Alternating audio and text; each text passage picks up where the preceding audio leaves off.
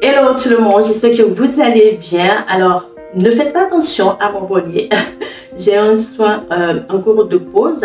Il s'agit de ce masque fortifiant démêlant qui sera certainement partagé dans la prochaine vidéo, certainement, si j'ai bien le temps de monter la vidéo.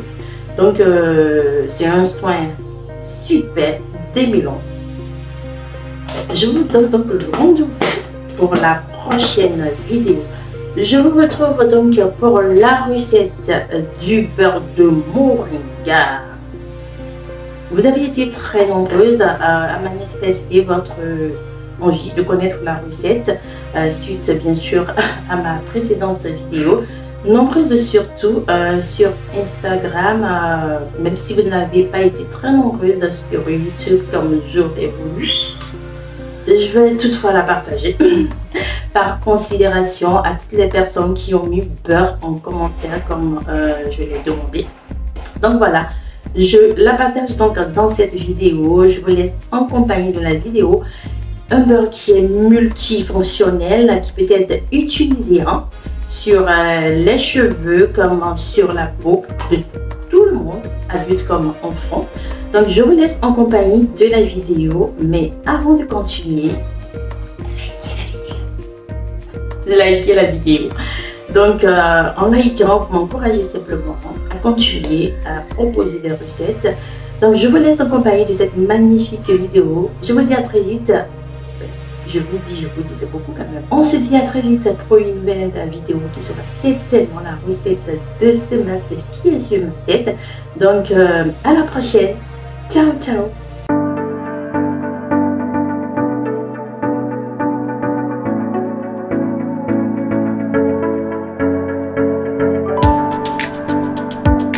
Regardez-moi cette texture et cette couleur. Aïe aïe aïe, je vous assure que c'est très agréable à voir.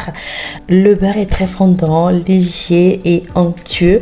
À lui seul, il a ses 3 caractères. Sincèrement, j'aime beaucoup le rendu final. En tout cas, c'est un beurre très léger, qu'au point où au contact de la peau, ils se font très rapidement. Je pense que c'est un beurre à avoir en hiver. Cela préservera votre peau du froid. Allez, trêve de blabla, on passe à la recette. Pour réaliser donc mon beurre de moringa, j'ai utilisé de l'acide stéarique à hauteur de 8%. C'est un acide gras naturellement présent dans de nombreux beurres et huiles végétales, ce qui leur donne d'ailleurs leur consistance. Il constitue par exemple l'un des composants principaux du beurre de cacao et du beurre de karité. C'est un agent de texture qui sait principalement adoucir et texturer les préparations huileuses en cosmétique. Il est émollient, ce qui apporte douceur et onctuosité aux formules. Son caractère filmogène protège les cheveux et la peau et prévient ainsi leur déshydratation. J'utilise aussi de l'alcool cétylique qui est différent de l'alcool cétiarylique que j'utilise d'habitude. Donc j'utilise l'alcool cétylique à hauteur de 6%. C'est aussi un agent de texture. Il apporte un toucher onctueux et nourrissant aux formules. Il est aussi émollient, ce qui assouplit et adoucit les cheveux et la peau.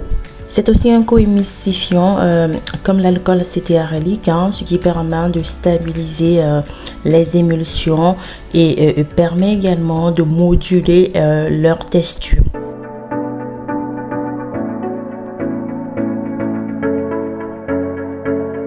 De la cire d'abeille que je ne vous présente plus, j'utilise ici de la cire d'abeille blanche à hauteur de 8%. C'est un texturant, il épaissit également les formules et permet d'augmenter leur pouvoir filmogène.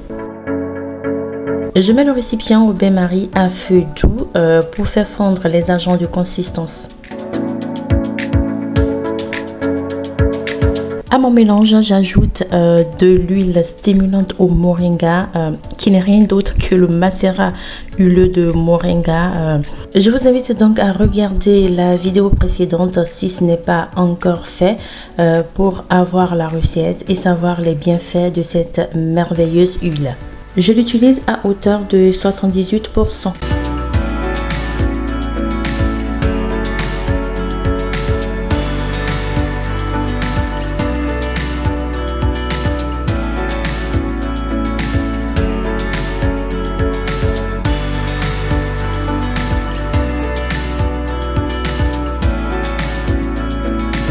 Je remets le récipient au bain-marie pour homogénéiser ma préparation. Mais cette fois-ci, je me sers que de la chaleur de l'eau chaude. Pour faire cela, je n'ai donc pas remis le feu.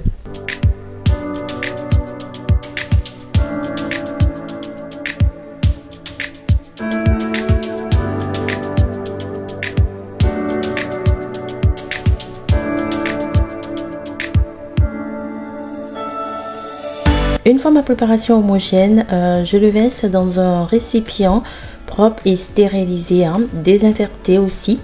Il est très important de toujours désinfecter ou stériliser vos contenants avant de mettre vos produits faits maison. Cela permet de mieux conserver vos produits et les préserve de toute bactérie qui pouvait les attaquer.